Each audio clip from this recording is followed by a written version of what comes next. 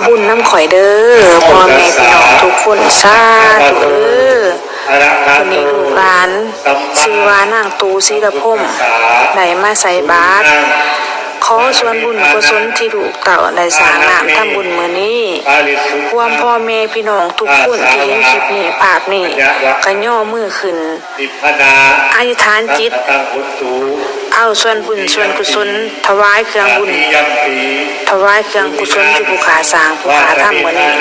ความพ่อแม่พี่น้องทุกคนสาธุเด้อบุญในพระนาในผู้ขาสร้างผู้ขาทำในมื้อนี้วันนี้ขอฝากนำสิ่งศักดิ์สิทธิ์ทั้งหลาย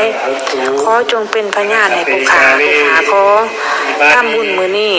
ขอทรงบุญทรงกุศลที่ผู้ขาสร้างผู้ขาทำฝากไปให้ฮอดให้ถึงดวงจิตดวงวิญญาณทั้งหลายอยู่ทุกภพภูมิขอจงมหาบเอาส่วนบุญส่วนกุศลที่ผู้ขาสร้างผู้ขาทำรวมกับพ่อแม่พี่น้องทุกคนให้ฮอดให้ถึงอีพ่ออีแม่ปู่ย่าตายายพ่อเฒ่าแม่เฒ่าบุตรีบุตตาสามีภรรยาเพื่อนมิตรสหายผู้มีพระคุณเจ้าทินเจ้าทานเจ้าดินเจ้าร้อนเจ้าเอื้อนเจ้าซ่านเจ้าห่านเจ้าโฮ่งบนสื่อบนขายบนทำมาขาขายบนเห็ดบนหาบนสางบนสา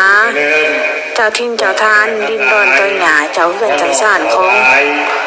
ตัวผู้ขาและของตัวพ่อแม่พี่น้องทุกคนที่เห็นคลิปนี้ได้สร้างน้ำทำบุญนำกันขอส่วนบุญส่วนกุศลที่สร้างมื้อนี้ให้ฮอดให้ถึงเทพเจ้าทุกอาทุกองค์ที่รักษาตัวผู้ขาได้รักษาตัวลูกผู้ขาได้รักษาพ่อแม่พี่น้องทุกคนอีกประการหนึ่งส่วนบุญกุศลนี้คอยฮอดให้ถึงเจ้าปีเจ้าเดือนเจ้ามื้อเจ้าวันเจ้ามือเจ้าตีนเจ้าเงินเจ้าค่ำเจ้าเข่าเจ้าน้ำที่ลูกเต่าได้กินได้ใส่ได้ซอยเจ้ามือเจ้าวันเจ้าตัวพึงเจ้าปีเกิดเจ้าเดือนเกิดขอจงมหาบเอาส่วนบุญส่วนกุศลที่ผู้ขาสร้างผู้ขาทำห่วงพ่อแม่พี่น้องทุกคน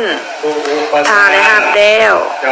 ขอจงประทานพรให้ตัวผู้ขาและลูกเต่าคนที่ผู้ขาหักและพ่อแม่พี่น้องทุกคนที่ได้อธิษฐานจิตร่วมกับข้าพเจ้าในมื้อนี้วันนี้ขอพรในประเสริฐขอจงเกิดแก่ตัวผู้ขาแด่พ่อแม่พี่น้องลูกผู้ขาคนที่ผู้ขาหักทุกคนให้อยู่ดีไม่แห้งให้ทำมาค้าขึ้น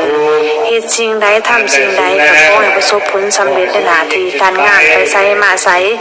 กายมีคนหักคนหอมมีผู้อยู่ผู้น่าเมตตาสงสารมีสุขมีใสมีเงินมีคำในทางกินทางทานในสร้างน้ำทำบุญนะสาธุเด้อ